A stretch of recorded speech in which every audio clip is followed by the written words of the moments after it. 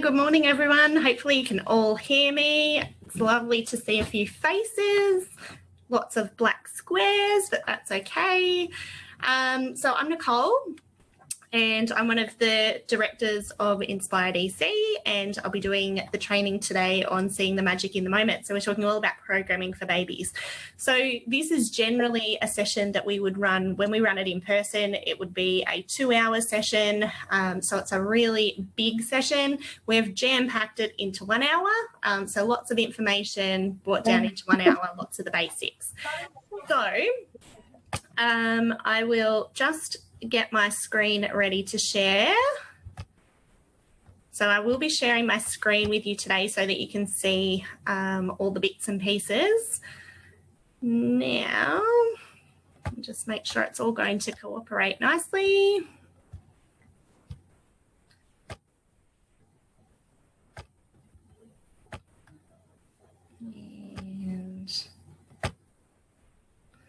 There we go. Okay, so let me know if you can't see my screen, but hopefully you've got a lovely picture of my youngest child with a banana phone. And we are good to go. So as I say, I'll keep it moving because I've got a lot to cover. But if at any time you've got any questions, feel free to use the chat box at the bottom. I should get a little notification. I'm hoping it'll still pop up in the bottom even when I'm sharing my screen. Or if not, just unmute yourself and shout it out. All right. I'll just move this over to this side so I can see. All right, so first off, I'd just like to acknowledge the traditional custodians of the land. So we are really fortunate. Where I am right now is in our office, our relatively new office, and we are on beautiful Awabakal land, which we pay respects to our elders past, present and emerging of our Awabakal land. So a couple of things, just some really basic stuff. So unless you're asking a question or you're sharing, if you can keep yourself muted, that would be great. It just stops some of that background noise, depending on where you are. It could be noise of children in the service, it could be dogs barking, it could be the garbage truck, whatever, but it keeps it a little bit quieter for everyone. If you can put your video on, it is greatly appreciated. Just makes it feel like we're not talking to a screen. So it's nice if we can do that, have that human connection as much as possible over the internet. Questions are always welcome. As I said before, just unmute yourself or use the chat box. To temporarily unmute yourself, you can just hold the space bar down while you speak, and then that way it'll automatically go back to muted when you're finished. So that's a really nice handy trick for doing that. All right, so a little bit about me, just a really brief one. That's me and my husband and our 3 children. It was a couple of years ago now, so they're all a lot bigger. They've all gone back to school yesterday, so they're in year 1, year 2 and year 5 this year. So I'm an educator at heart. I'll always be an educator at heart. I've been a director and nominated supervisor, currently an approved provider, trainer, consultant, writing books, all those sorts of bits and pieces. I love to read, write, take photos, be outdoors, and I hate bananas because you've got to hate something. It's definitely bananas for me. All right. So in terms of what we will cover, I'm just going to try and move that little bit of screen for me. Yep, there we go.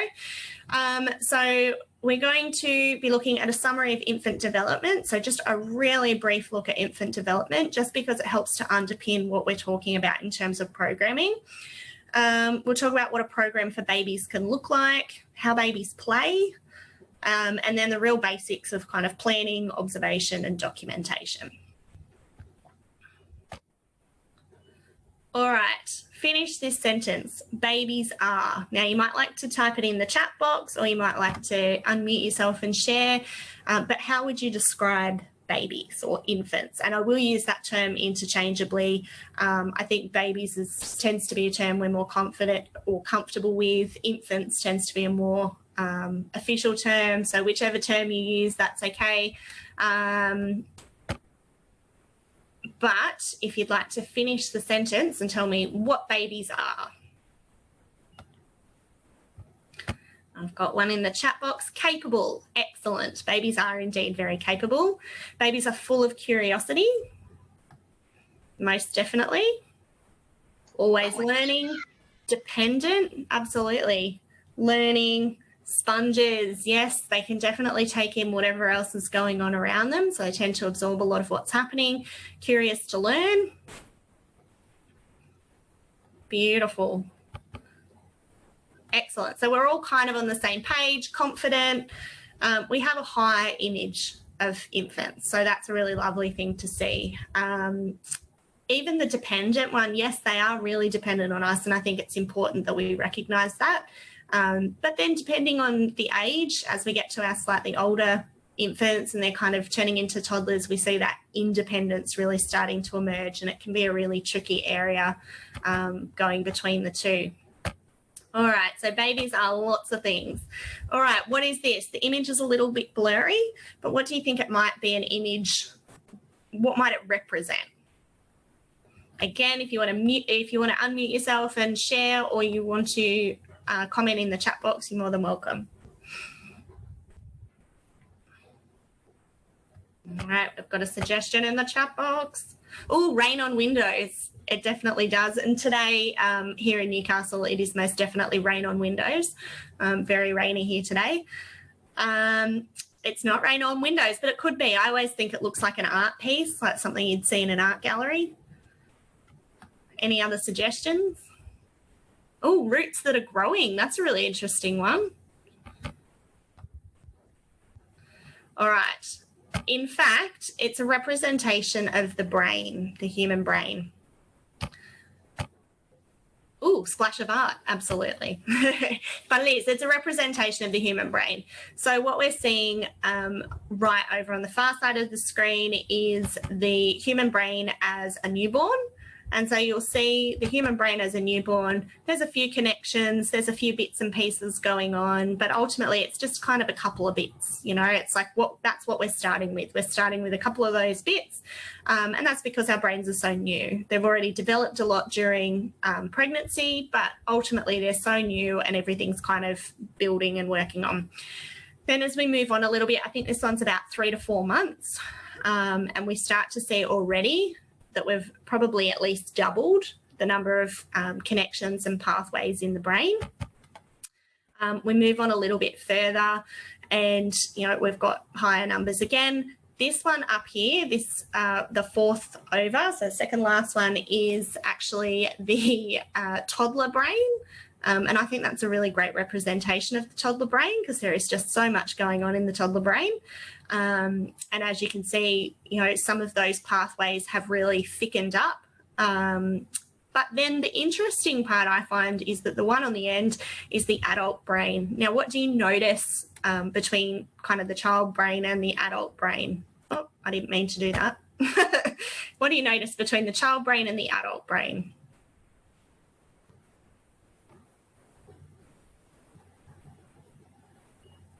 Are they different? Are they the same? There you go, in the chat box. Not a lot of difference. Strengthened pathways, absolutely. Thicker stems. Yep, so you'll see that there's probably actually not a lot of difference, but you will notice that there are less pathways. So there are less connections in the brain. The brain has, and there's mixed research about how the brain works in this capacity, but some of the research will suggest that we kind of shed what we don't need and what we don't use, but the things that we do over and over again and the knowledge that we've accrued and all of that sort of stuff will strengthen the brain, the pathways. So that's why we'll see those kind of thicker representations, but less of them because we've gotten rid of the stuff that we don't necessarily need as an adult, but we've really strengthened up the things that we do over and over again, those kind of repetitive things that have really formed strong connections in the brain. So I always just find that really interesting when we're working with infants. You see that difference. So, you know, if this is birth over here and this is 2, the big difference that happens, the growth that happens in the brain between birth and 2 is massive. And I think we all know that working with infants, we know how important that time frame is, but I think it just really highlights that.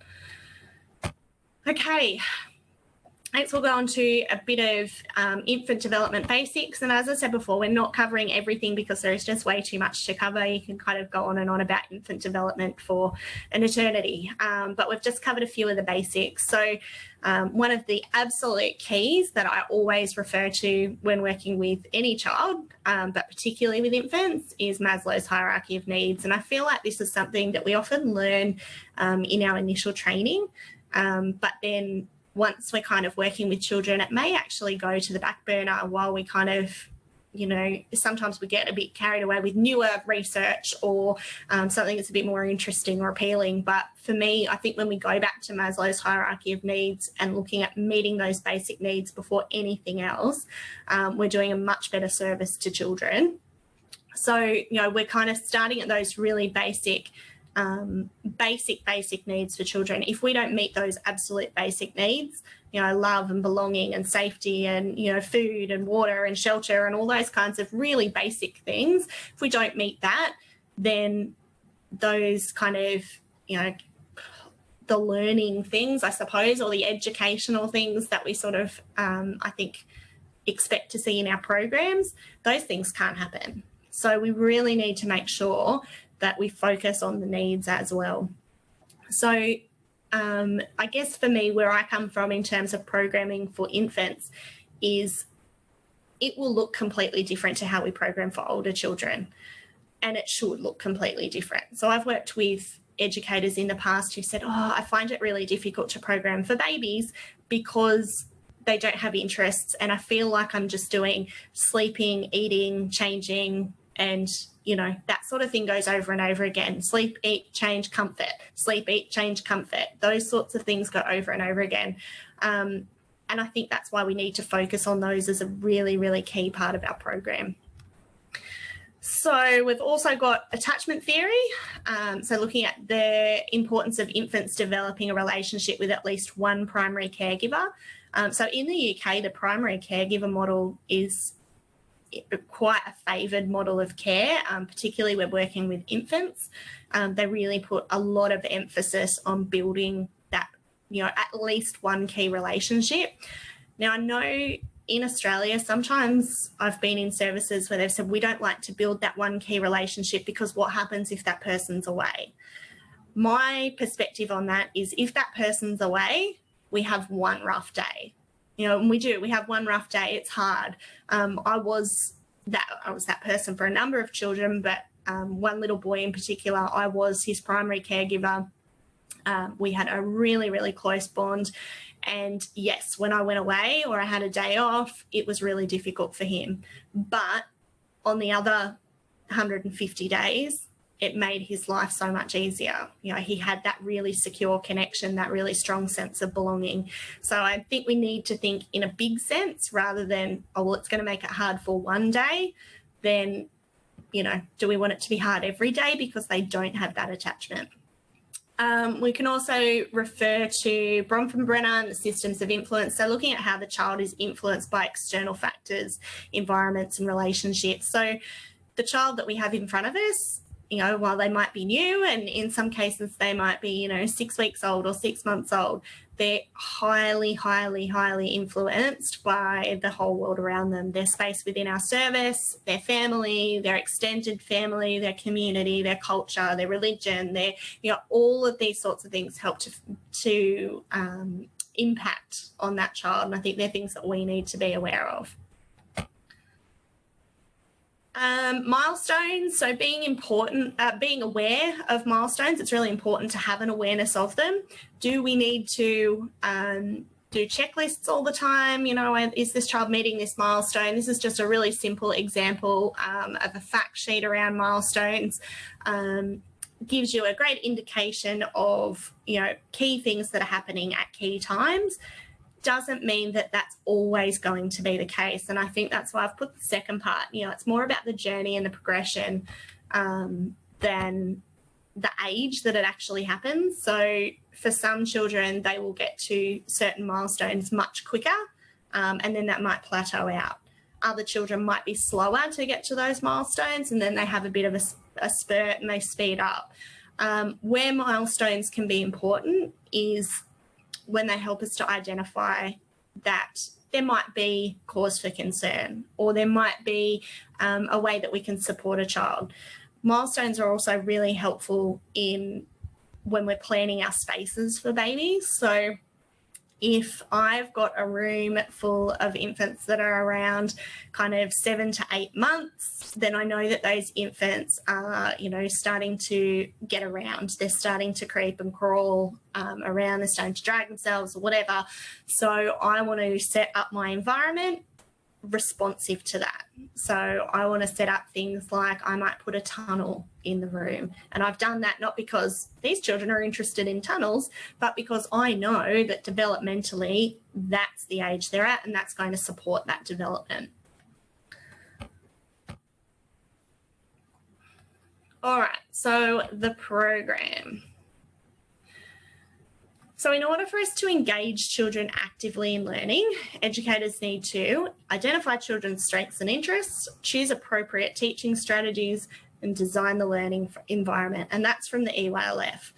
So I just want to break that down a little bit. So this first one is identifying children's strengths and interests. What might be challenging about that when we're working with infants? Again, if you're comfortable unmuting yourself, you can do that. Otherwise, you can just comment in the chat box. But what do you think might be a challenge when we're working with infants? How might it be challenging to identify their strengths and interests?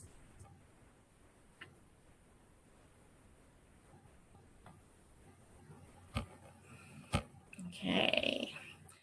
Communication, absolutely. So when we're working with, say, preschool children, you know, 4-year-old Sally comes in and wants to tell you all about dinosaurs because she knows everything that there is to know about pterodactyls, and so she wants to tell you every fact that she needs to know, or that she does know and wants you to know. She also will tell you that she needs a book to be able to find out more about dinosaurs. She will tell you that she wants to have dinosaurs added to the block area. So that communication is much easier with our older children, who can verbally explain to us what they need, what they want, what they're interested in. Learning routines, yep, so absolutely routines can be really tricky. They don't have many interests. I think, well, it's a common misconception, I suppose, that they don't have interests. They don't have interests. Infants don't have interests in the same sense as older children. So while older children can identify, say, a topic that they're interested in, or a particular type of play that they're interested in, infants don't do that. However, they do have interests, which we'll talk about shortly, in terms of, say, exploration. They are actually quite interested in exploring the world. They are interested in pulling all of the Tupperware containers out of the cupboard. They are interested in, you know, there's a lot of different interests. They look really different to when we're working with our older children. So another comment, they wander around rather than connecting to the learning environments, for example, sitting and flipping through a book. Absolutely. So infants are far less likely to respond to, you know, a play space that we've set up and go and sit and play at that play space in a way that we've expected. It's very different to how older children will play. They do tend to kind of spend a lot of time exploring, and that exploration looks like I'm going from here to there to there. I'm upending this basket as I go. I'm pushing this pram over here with, you know, dolls in it, but then I'm tipping the dolls out. Then I'm going here. So there's lots of kind of coming and going, and very little of that, I suppose, attention span in terms of I'm going to sit and do X, Y, and Z. Another comment, they have interests, the same as we said, but, oh yeah, and a good point, some of them don't know how to play with toys. And I think that's a really interesting point, that often we put things out, and we even do it for older children, we put things out in a space, and we have a certain expectation of how that environment or plaything will be used. But we have to remember that infants, for some of them, you know, have the amount of time that they've been on the planet can actually be, you know, calculated in days rather than years. Like, it's such a short time frame. And so for a lot of infants, the first time they do something is absolutely the first time they do something. And so we see a lot of firsts in our infant spaces, and that comes down to firsts in terms of play as well. So while we might see milestone firsts, you know, the first time they sit up or the first time they walk or, you know, talk or whatever, we also see some of those play firsts. So it's the first time they've played with blocks, or it's the first time they've experienced paint, and we're surprised then when they put it all over themselves instead of painting on an easel. Like, it's, you know, it's about exploration, and I don't know what this thing is. I don't know what to do with it, so I'm going to explore it, and I'm going to explore it in a sensory way. And we will talk about that more as we continue. All right, so the key to programming for babies, we kind of break it down into three sort of main areas. So the first one is inspiring, nurturing environments that allow for exploration and development. So often I visit, which is sad that it is that often, I visit services where, you know, the environment in the older rooms, so the toddler rooms and the preschool rooms, are really engaging and really inspiring.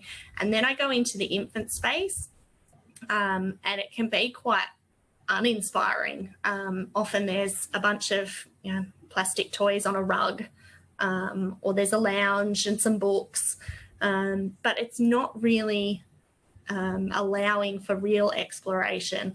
And again, we're going to talk about how babies play, and what that sort of exploration might look like. And then that feeds into how we set up our environments. When we have a really good understanding of how babies like to play, then I think we're better equipped to actually set up meaningful environments.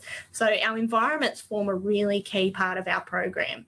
So our environments need to be relatively consistent so that children come to know what we have available, where it is, how to find things. Even as infants, they really need that consistency. And we want our environments, they don't need to be art galleries, and they don't need to be, you know, worthy of Instagram all the time, but they need to be engaging for infants. So we take what we know about infants, how they play, how they respond to their physical environment, and we use that to set up an environment that works for them. And that's indoors and outdoors. So often I visit outdoor spaces for infants, and they're quite small, and often flat, and just synthetic grass, and usually a synthetic grass and a sandpit, and that tends to be about it, and a lot of toys that just get added afterwards. My issue with that is infants need to explore. They're sensory creatures, so they like to touch and taste and smell, and, you know, they really like to immerse themselves. And I've encountered services where they don't plant gardens because, well, the infants pull the flowers off, or they take the leaves off the gardens. We need to plant things that are hardy and that will grow fast, and that they can actually do that, because that's a really important part of their development. So the next part of our programming is documentation of everyday moments, relationships, development, and repeated patterns in play. That's a really big one, and we're going to talk a bit more about that as we go on. But essentially, it's, you know, as I said before, those routine things, you know, that care routine actually is the program when it comes to working with infants. It forms a really huge part of the program. So eating, sleeping, comfort, changing, they're kind of your really four key things. So if they're going to take up a lot of our time, then how can we document those in meaningful ways that actually tell us something valuable about the child and about their development and their growth and their time in our service? How can we document the relationships? So relationships between children, maybe it's relationships with their parent. You know, maybe we document, I really love the idea of at the beginning of the year or beginning of a child starting, that we actually document over a period of time the greetings and the farewells with parents. Because what a lovely way to capture the child's journey as they, you know, settle into care and have that relationship with their parent, you know, kind of tested or challenged in a way. I think it's a lovely thing to be able to document. And then we're also going to document things like development. So we will document milestones and, you know, just developmental stages. And then repeated patterns in play we're going to talk about shortly. So that's referring to the concept of schema. So we're going to talk about that a little too. Less focus on activities or experiences. So as I said before, with our older children, it's much easier to focus on the activities that we're doing and the experiences that we're doing. And I've been in services where the staff have said, I'm told I need to do an art experience every day for the infants and that they need to participate and I need to document it. That's not meaningful. We can provide art materials, we can provide those opportunities for children, but it's less about those activities and experiences, more on the relationships, the environment and the distance travelled.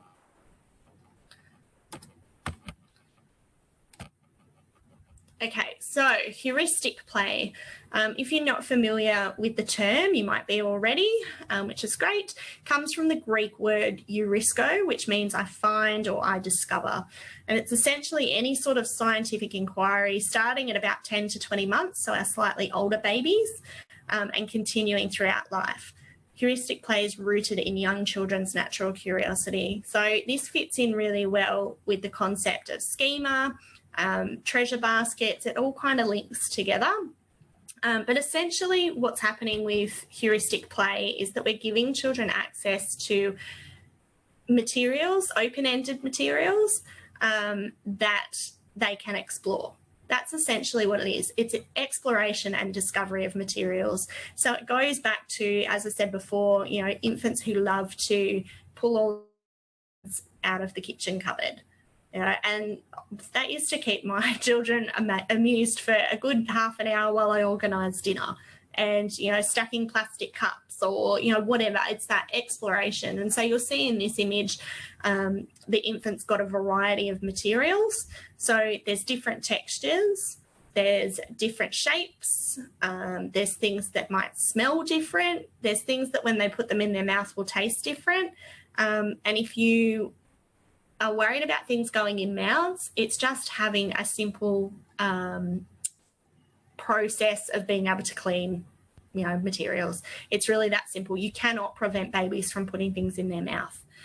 So you need to be mindful about the sort of materials that you do provide, and the age of the babies that you have. But ultimately, there will be infants who will mouth everything that you have available. So it's just about having a process, having supervision in place. So this is sort of a good example of heuristic play, but also of treasure baskets. And so the idea of a treasure basket is that it's a great way for infants who aren't particularly mobile. So, you know, like this little one here can sit up, but might not be crawling yet. And so there's a basket there with a whole bunch of things in it. So it gives them a lot of different choice. So it's a great way of children starting to make decisions about their play. You know, they're learning to choose, what do I want to play with? How do I want to play with it? There's no right or wrong way to play with it. So they can bang it, they can make noise, they can throw things, they can roll things, they can shake things, they can, you know, bang them together, they can put it on the floor. Like, it's really, really open-ended. And so it's the really early stages of loose parts play.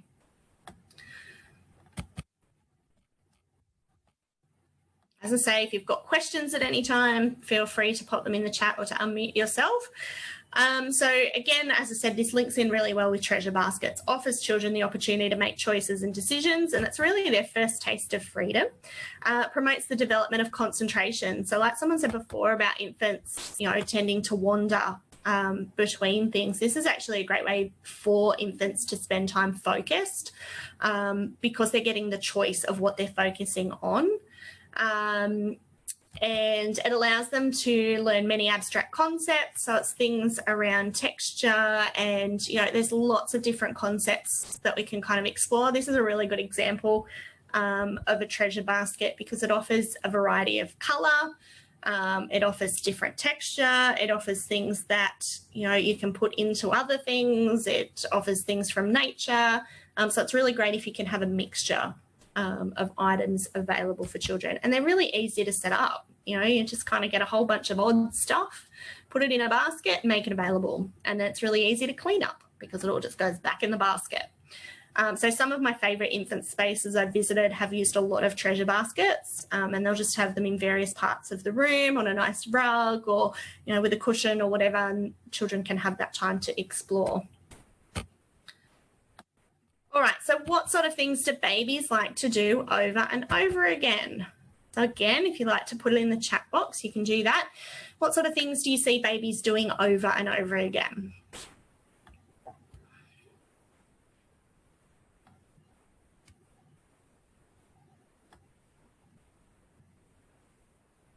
So quiet while people type and think. Okay, we've got a couple coming in. Running, yep, lapping the room, practicing their developing motor skills, throwing, banging, shaking, messy play, banging, running, yep, lots of things over and over, making noise. Perfect. A couple more. Oh, dancing, shaking, banging, flipping. All right. So this leads us beautifully into the concept of schema. So schema are repeated patterns of behaviour. So essentially, children's natural actions and investigative behaviour is not random. There is a pattern to each child's behaviour. Understanding schemas are useful for helping to understand a child's motivation for doing something. And from there, we can extend their learning. So I don't know if I put it on the next one. No, I didn't. That's okay. I couldn't remember if I had a few photos of that to show you, but I haven't. So, yep, perfect. Putting things in and taking them out of bags and baskets. That's a really great one when it comes to schema. So some of the basic schema that we have, and I'm not going into it too much because I'm conscious of the time that we have,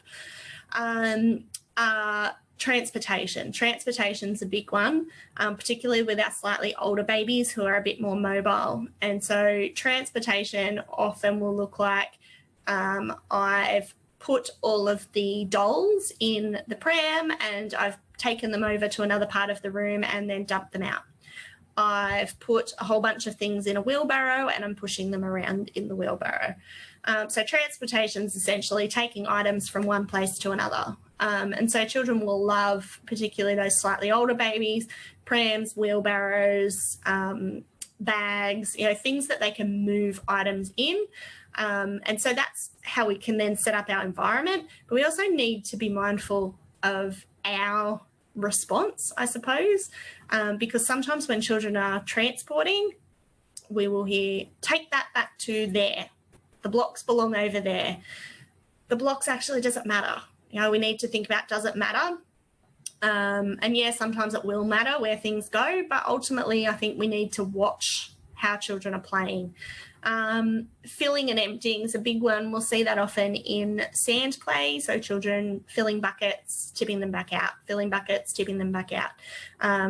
You put a water play space in, particularly as I say for your older babies, even from about sort of 9-10 months. You see that tipping, filling, emptying, and that's one of those things that will really, engage infants for a long time. So you want to make sure that your environment has lots of opportunities for children to fill and empty. And so they might be through sensory kind of materials, sand, water, rice, whatever you choose to use. But they need lots of vessels to be able to do that, things like funnels and buckets and shovels and things that they can fill empty. Baskets are another good one, particularly for indoors and outdoors. Baskets with handles are great because then children can carry them and fill them with things. Bags, so like op shops for old bags, handbags, anything like that. I used to say that my two daughters were the bag ladies because they would literally fill a few old play bags that we had at home with absolutely anything and everything. And so sometimes you'd find a bag somewhere in the house and think, my goodness, what is in this? And there'd be all sorts of things in there. I actually found, I had been looking for a bangle of mine. It was a very sentimental piece of jewellery and it was missing for about 18 months. And my son found it recently and we discovered that my daughter, who'd been about sort of 18 months at the time, had posted my bangle into a particular storage box, but no one had ever realised it had gone in there and it had slipped down the front of it. And so posting's another really big one. We'll often see that with older babies and toddlers where they're wanting to put things through things. So we can have boxes with holes in them and things that they can post. I've seen infants who post the dolls, like the babies in home corner, into the top of the oven. That's always a nice one. You've also got, so you're throwing, someone mentioned before about throwing, that's known as trajectory. So throwing is a really big one. It's great for gross motor development as well, but it is an important part of children's play. So these schemas or these repeated patterns of behaviour are really important. And so if we can be on the lookout for them and then respond to them, we provide, we don't necessarily want our infants throwing blocks across the room. That's not ideal. Someone's going to get hit on the head. Okay, they want to throw. How do we provide things in our environment that respond to that natural way of exploring the world? So we provide bean bags, and we provide balls, and we provide baskets that they can throw things into, or we provide, a big target that they can throw things at. But we just need to find ways to enable them to explore that schema, that type of play, in a way that's not going to be detrimental to our environment or to other children in the space. So schema, we've got on our website, I'll send you some links after the session, just so that you've kind of got a bit of, what we did. And we've actually got a set of cards that we stock on our website that explore some of the schema, not all of them, because there's a really long list, but we've got a set of cards that explore some of them in a bit more depth and give you some ideas for how you can facilitate that. So I'll give you the link to those as well. So with our environment, we need to keep our environment simple and responsive to how infants play. So you'll see this environment up in the top corner. This is a beautiful centre, our play school up at Nelson Bay in New South Wales. They are birth to 2 service. And when I was visiting one day, I noticed this little space set up, and this was one of the most popular spaces for the infants to play. They spent a lot of time there exploring, mainly because it's really simple. It's really, really simple. So they banged the lids, they rolled them on the floor, they filled the bucket of the colander, and then they tipped it out again. They filled it and they tipped it out again, and they made a noise when they tipped them out. They stacked them. They stacked all the lids on top of each other. They stacked the lids on top of the cushion. They put them under the cushion. Really, really simple, but responsive to the way that infants play. So responsive to that really investigative, exploratory kind of sensory play. So it's not, I'm probably going to get myself in trouble one day with Fisher Price, but I'm not a fan of the press this button and this happens, cause and effect type of toys that are manufactured and marketed for families for infants, because for most of them, there's one way to play. And then once you master that, and you'll find that happens in a lot of infant spaces, once infants have mastered a particular toy, they move on from it really quickly because I've done what I can do with that. Or they use it in an inappropriate way, like throwing the toy phone or, whatever, because it's not, they're no longer interested in the way that it's designed to be played. So again, outdoor spaces are really important too. So this is also at our place. I don't know if you can really tell, but down in the bottom corner of this bench, there's a little arched doorway. So that actually opens up and you can crawl through that. So this was designed, Tash, my other half of Inspire DC, actually designed this playground with them. And it was designed so that they can open that little hidey hole and infants can crawl through it. There's also a gate so they can go through another way. There's also another entry around the side so they can go through a different way as well. There's lots of options. You'll see at the back there's a mirror. There's a handle on the mirror so they can actually pull themselves up to stand. You'll notice the boxes are low so they can pull themselves up to stand or cruise around the boxes. There's lots of plants, there's lots of greenery, things that it doesn't matter if they pull the plant out or they pull a leaf off or whatever. But I think being responsive to that is important. So there's another example of a really simple play space. We've got some babies, we've got some baskets, some odds and ends. I think we can get really worried about only having flat spaces, to keep infants safe. Infants actually really need to be able to experience different surfaces, different planes and levels. It's really important for their balance and the development of the muscles in the feet. And where possible, this is a complete side note, but where possible, allowing infants to be barefoot is really, really important for that development too. All right, so observation. Observation is a process of collecting and telling the stories of the remarkable experiences of childhood. Observations include oral, written, visual stories of children's learning and evolving life. So when we're observing what's happening in our service, in our space, I always like to think about the parent perspective. So, and perhaps I didn't become as aware of this until I became a parent myself, but what does a parent want to know about their child's time in care? And for a lot of people who have infants in care, it can be a really difficult thing to leave a child that young. And particularly for some who are starting at, 6 weeks, 8 weeks, 10 weeks of age, that can be really challenging. So what do I want to know as a parent about my child's day in care? I don't really want a list of outcomes that they met and achieved, and, I don't want a tick list. I want stories and visuals that show me that the people who are caring for them actually care for them and know them and are engaged with them. So they're the sorts of things that I look for in terms of observation. I think when we're observing, we really need to think about not trying to make learning happen. I think that's a big thing with our program, is we're often trying to make learning happen, but we just need to observe what is happening. And particularly with our infants, just seeing what is actually happening. How are they exploring the environment? How are they relating to the people in the environment? How are we building, different skills? We're not set out on what learning can I make happen today. So like I said before, with the art experience, we know we need to have an art experience every day so that children learn this, this, and this. It's not about setting out to make learning happen. Let's observe what's happening first. So when we're observing, value the ordinary moments. So there's really basic things. It might be even the child who is learning to spoon feed themselves. They're just learning to feed themselves. Great, let's document that.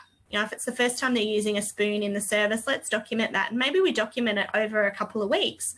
And so we can show a journey of, learning to use a spoon to feed themselves.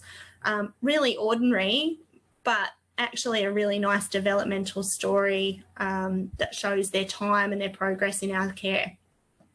See play through the children's eyes, listen and observe many sequences of play in order to see the whole child or the whole scenario. Observing the same thing over and over again isn't a bad thing. Sometimes we get caught up in needing to observe lots of different things, but sometimes it's nice when children are repeating play, and particularly when we're looking at schema, you're going to see a lot of repetitiveness in the play. Then observe that over a period of time. If they're exploring throwing, like trajectory, if they're exploring that over, a month or 2 months or 3 months, great, let's keep documenting that. And let's talk about how it changes, how it evolves, the little differences that we notice. See yourself as a researcher. So what are you learning about this child or about play and development? That's probably one of my favourite things about observing children, is actually learning something about how they're thinking, how they're working, how they're relating to others, why they're choosing to do things in certain ways. And it doesn't mean you always end up with an answer. Sometimes you end up with more questions than answers, but I think that makes it really interesting, particularly for us. And then using your observations to plan. So there's no sense kind of planning because we think we need to have X, Y, and Z in the space. We actually need to go off what we're observing, how we're seeing children use the space. We want to focus, so when it comes to planning, we want to focus on exploration of the environment and relationships rather than activities and provocations. So as I said before, it's less about how we provide a particular, so say in our preschool room, we might provide an interest area on dinosaurs, and we've got books and we've got, blah, blah, blah, blah, blah. In our infant space, it's more about our general environment, how we enable children to explore that whole environment and the relationships as well, that development of relationships. So this is a really brief example of a weekly plan for an infant space. So My planning, generally, when I plan in a service, my planning often starts out quite blank. I have a consistent environment, so my environment will always have books. So I don't need to plan for books because my environment's always got books. My environment might always have blocks, and so I'm not going to plan, I need to add blocks because I always have blocks.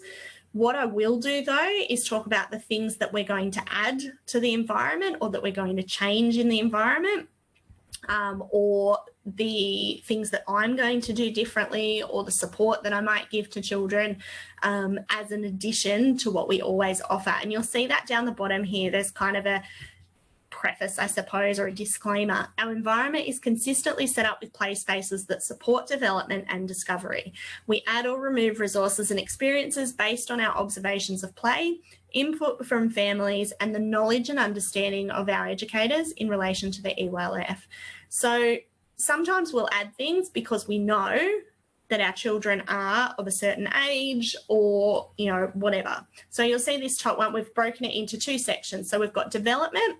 So in this section, we've got that we're adding the tunnel outdoors. And our reasoning for this is that many of the children are starting to learn to crawl, and this may support that to continue. And that's an E because that's an educator input. So that's something that's come directly from our educators.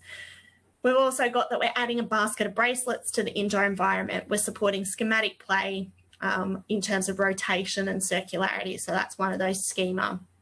Again, that's educator input.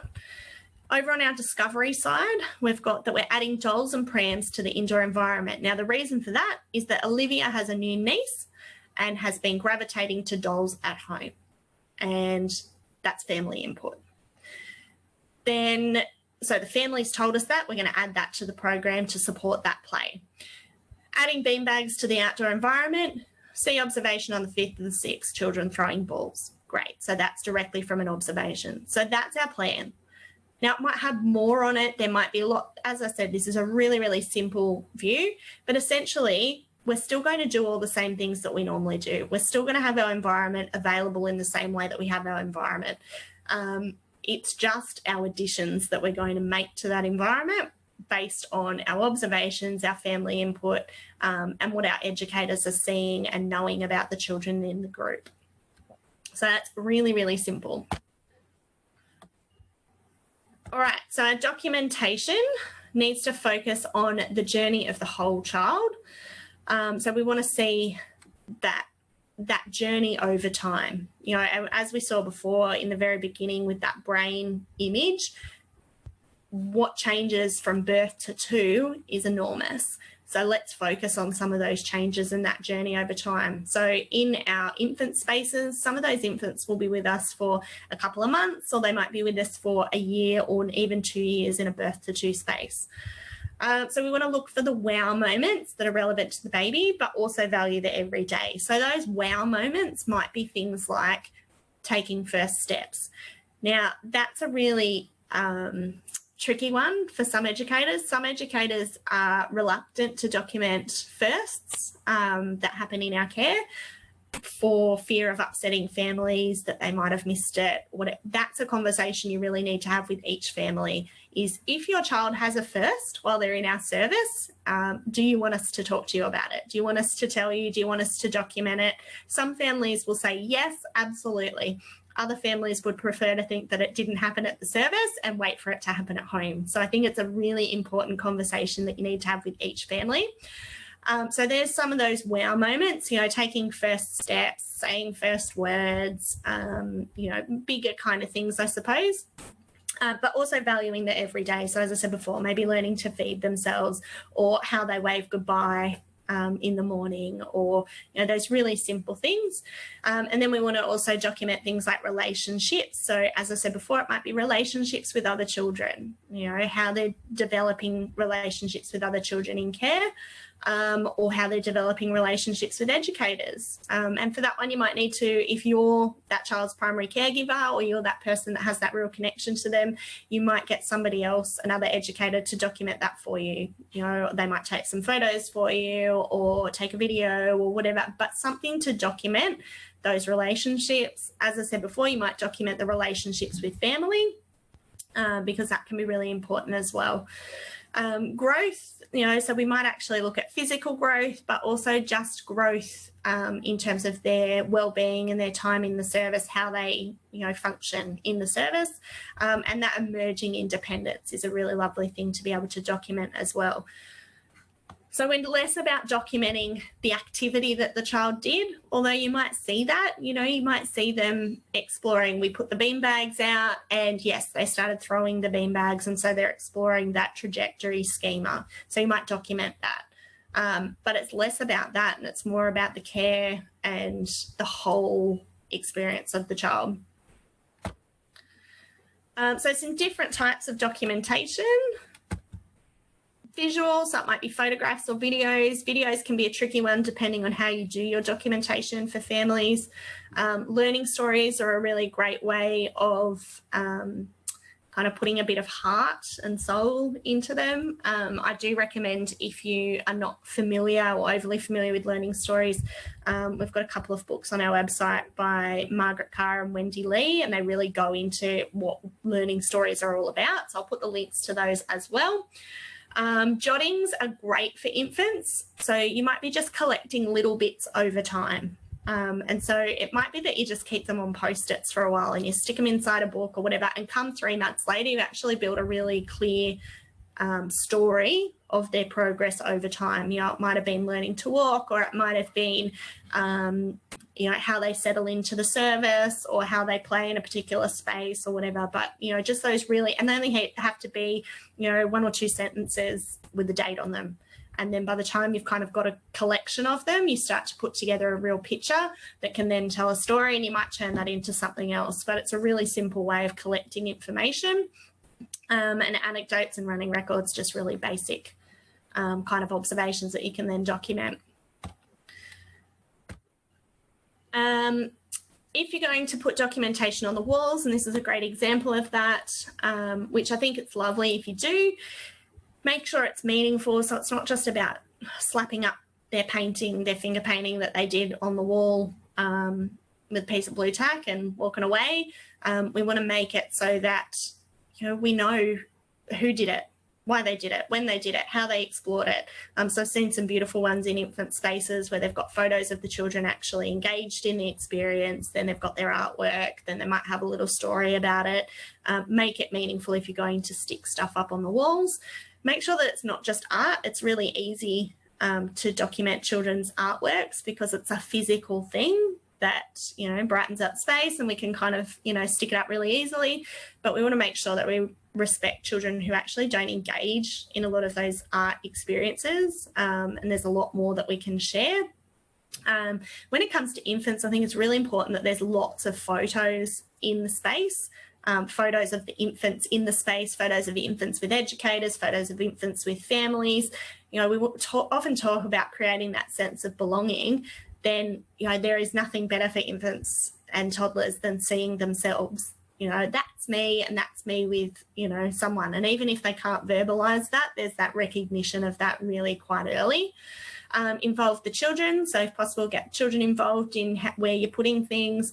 And again, being mindful of where it's displayed. So if you're going to document what's happening in your space, then who is that for? Is it for the parents? Then it can be up at eye level. If you want the children to actually, interact with that and to see the photos, then you actually need it down at a height where they can do that. And then you need to sometimes be creative about how you do that because they can end up off the walls pretty easily. But I think it's just about being mindful of who it's for. All right, I'll see if this will cooperate. So I've got a video for you to watch, and I want you to just think about what you see and what you hear. I'm hoping it'll function. And then think about how you would document what you see and how you'd make it visible to families. So let's see if this will do the job. I'm optimistic, but we all know technology. Yesterday it was very temperamental. Oh, I clicked away from it. I'll just give it a second. Oh, please be nice. I'm just going to see if it'll...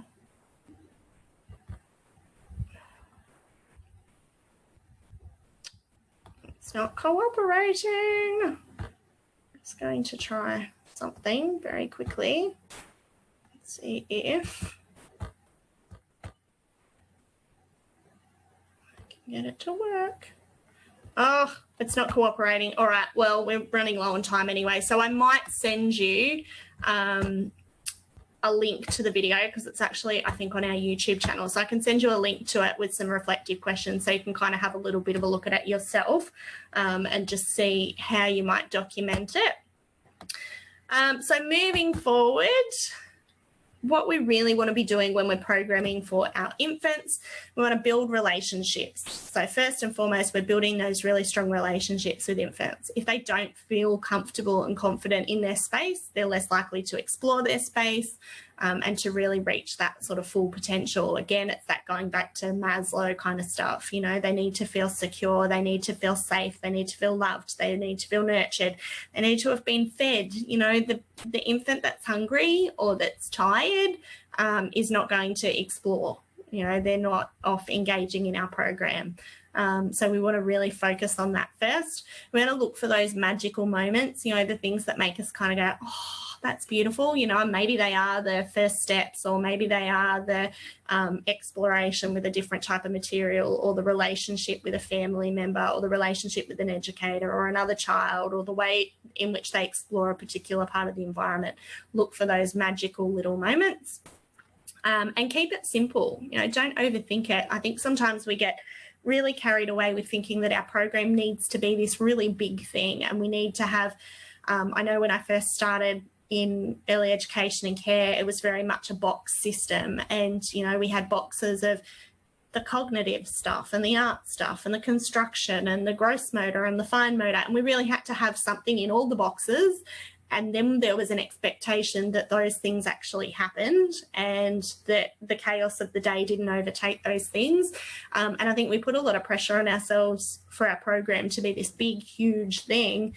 And it actually needs to be quite simple when it comes to infants. You know, it's like our job is, you know, keeping them fed, keeping them alive, keeping them content, keeping them clean, keeping them, you know, whatever.